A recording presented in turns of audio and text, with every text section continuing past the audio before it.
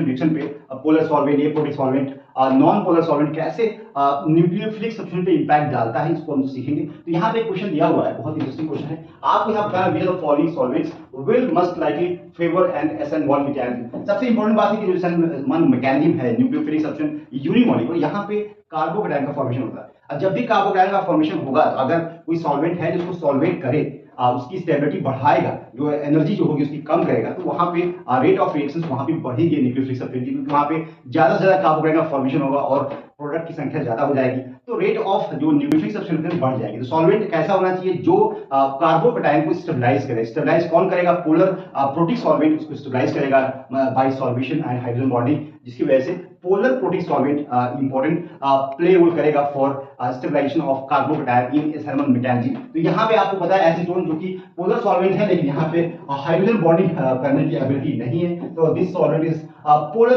Aprotic solvent. इसको बोलेंगे polar solvent तो है, लेकिन एप्रोटिक सॉल्वेंट है। There is no any hydrogen which bond hydrogen bonding with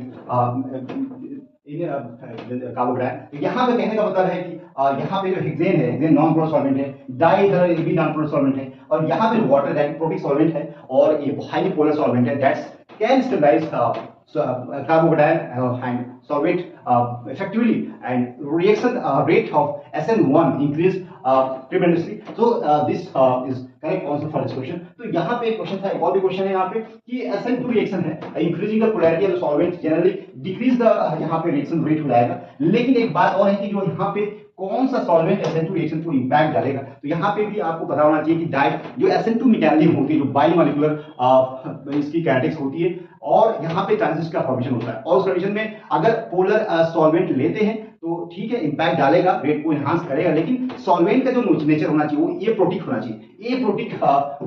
aprotic polar solvent अगर होगा उस कंडीशन में रिएक्शन को एनहांस करेगा।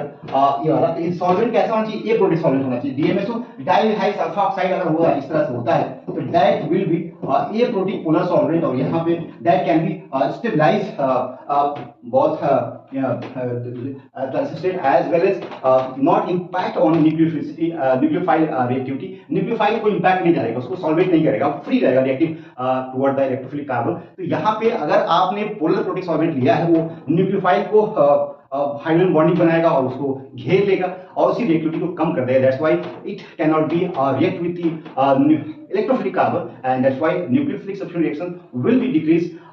इसलिए यहाँ पे हम बोलते हैं कि मेथनॉल जो कि पोलर प्रोटिक सॉल्वेंट है, ये आपको रेट घटाएगा। DMSO आंसर होगा dimethyl sulfa oxide, which is the correct answer for this question. बाकी सारे